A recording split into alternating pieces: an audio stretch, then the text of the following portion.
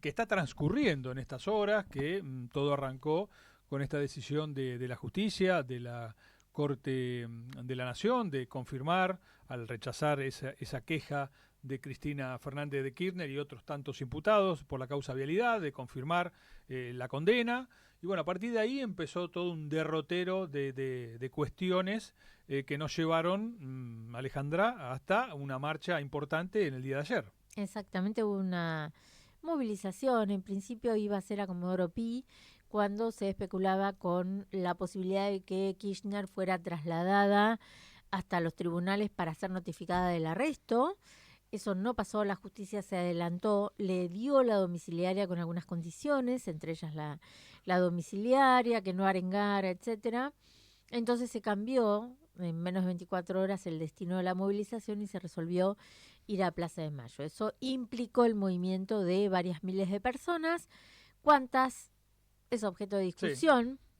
Desde los gobiernos nacional y de la ciudad de Buenos Aires hablan de 50.000, 60.000 personas, creo Ujú. que se quedan cortos. Y desde el peronismo, el justicialismo, el kirchnerismo habla de 500.000, creo que se pasaron Se varios fue a hacer, pueblos. pasar exactamente. Se habla de 160.000 personas, más o Ujú. menos, 170.000 no serían más que eso. Pero bueno, hubo un importante operativo de seguridad, justo también en momentos en que se habla mucho sobre el nuevo rol de la Policía Federal, el nuevo perfil de la Policía Federal y algunas reglamentaciones que generaron polémica sobre las atribuciones que va a poder tener esa fuerza de seguridad. Exactamente. Bueno, para hablar de estos temas, lo volvemos a convocar a Marcelo Romero, que fue fiscal aquí en la ciudad de La Plata. Ahora está a cargo de la Subsecretaría de Investigación Criminal del Ministerio de Seguridad de la Nación, a quien volvemos a agradecer el contacto, Marcelo. Ya sos habitué de Hechos y Derecho. Hola, buenas tardes. Un placer para mí. ¿Cómo están? Bueno, a ver, ¿cómo estuviste viendo todos estas cuestiones vinculadas a a la condena de la ex presidenta y vicepresidenta de la Nación?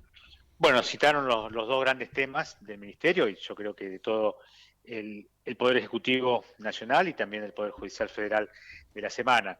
Con respecto a la prisión domiciliaria, bueno, son decisiones del Poder Judicial. Es cierto que hubo idas y vueltas, o por lo menos hubo especulaciones, porque en definitiva no había una decisión formal del tribunal de si iba a ser alojada en un lugar la señora Fernández y después trasladada a su domicilio. No se había resuelto todavía eh, la prisión domiciliaria. Tengamos en cuenta que durante el fin de semana los fiscales actuantes se habían opuesto a la misma. Creo que hasta recurrieron al Van a Tribunal de recurrir, eso lo Casación. escuché, sí.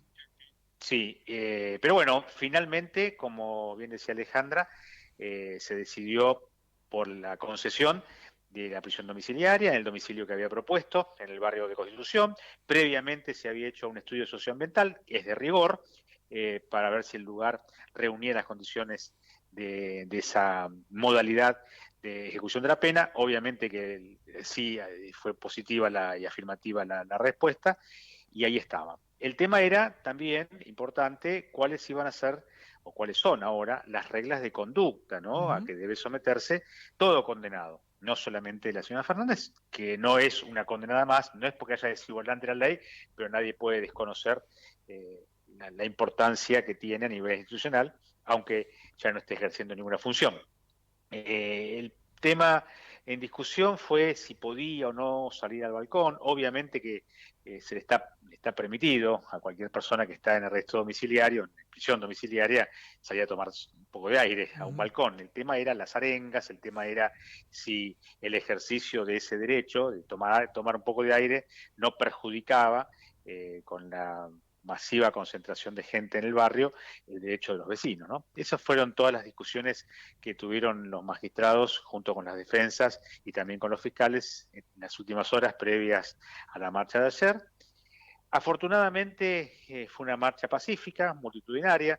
Yo no sé calcular el número exacto, creo que hay formas que se hacen con la fotografía aérea, pero sí, hay digamos, números diferentes, ¿no? De un lado y del otro. No lo sé yo realmente cuál fue la cifra exacta. No hubo inconvenientes, reitero, afortunadamente se manejó todo dentro de los carriles normales, si bien no es normal semejante cantidad de gente en las calles, no hubo incidentes, salvo uno que tuvo trascendencia mediática, un energúmeno que Claro, amenazó que de amenazó, muerte al exacto. presidente Ujú.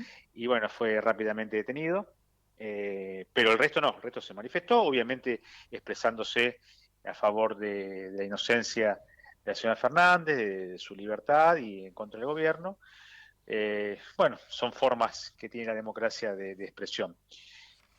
Eh, la otra pregunta era el tema de la Policía Federal. Claro, Bueno, te iba a hacer un pie con eso, porque ahora el sí, tema de la custodia de Cristina, sí. obviamente ya no creo que se necesiten atentos a su nueva situación, ¿no? Tantos custodios.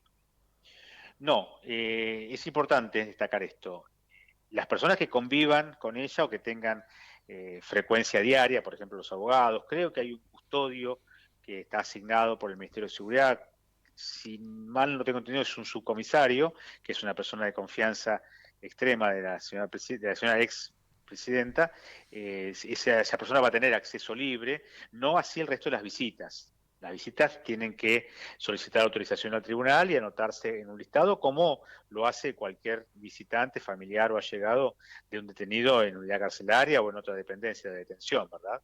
O sea, no es que es de libre acceso el domicilio, salvo, reitero, los convivientes y aquellas personas que tengan un contacto diario, por ejemplo, sus abogados. En este caso también la custodia. No la custodia que tenía asignada para andar en la vía pública. Ujú. Eso no, porque aparte ahora la seguridad de la señora Fernández está a cargo del Servicio Penitenciario Federal.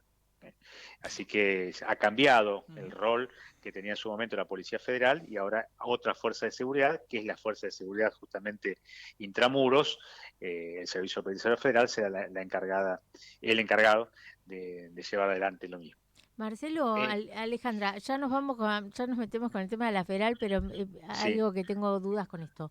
sí, Cuando a vos cuando le dan a un reo la domiciliaria, le dan sí, condiciones de control, o que va, no sé, o que alguien vaya al patronato a custodiarlo de vez en cuando, sí, o una sí, pulsera, lo que sea.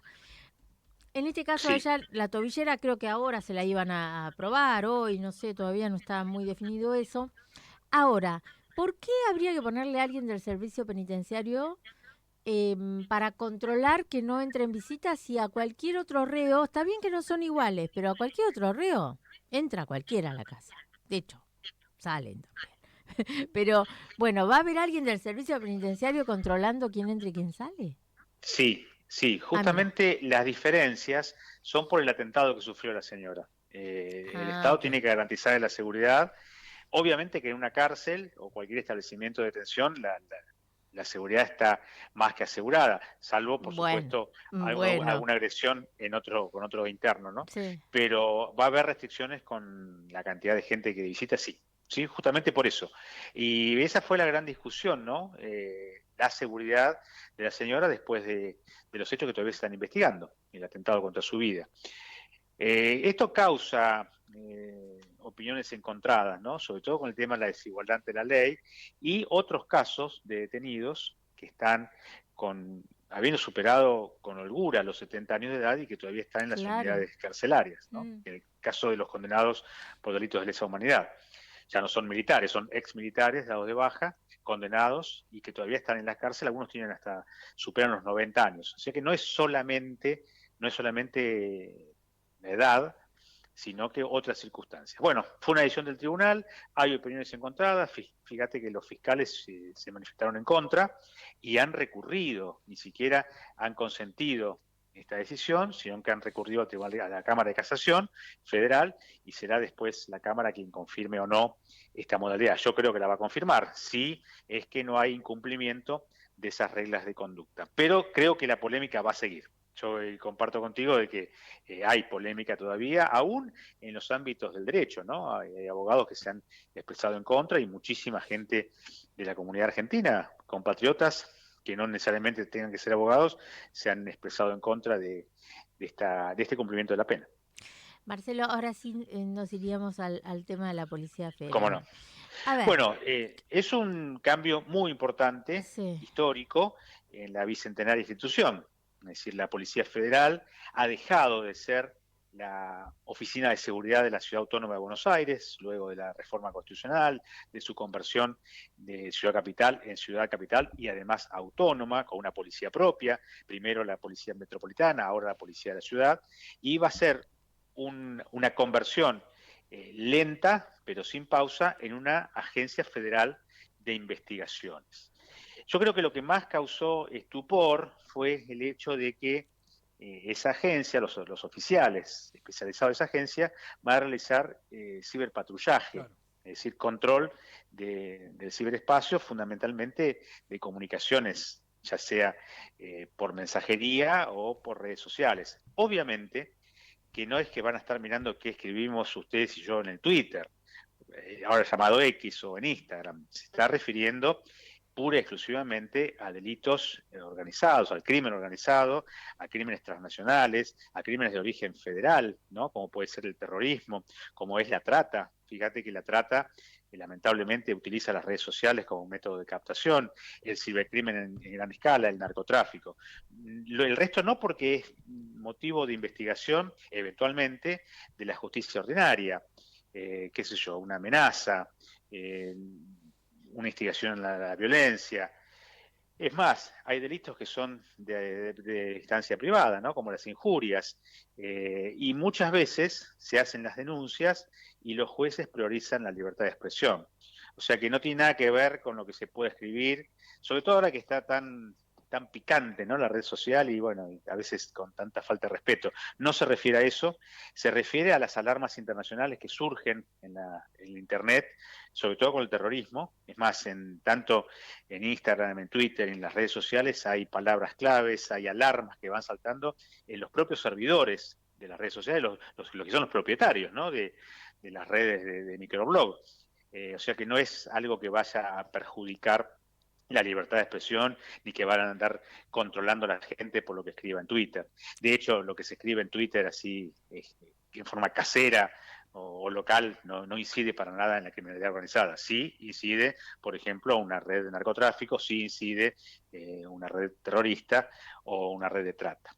Ahora, con respecto a las requisas, que ha causado también estrépito, bueno, la requisa es una facultad policial desde siempre, la requisa sin orden judicial. Imaginemos una requisa en un recital o en un partido de fútbol si para cada palpada de armas hay que pedirle autorización al juez. Es un absurdo. La policía actúa, detiene sin orden cuando actúa en flagrancia, siempre lo ha hecho, no solamente la federal, sino todas las policías provinciales.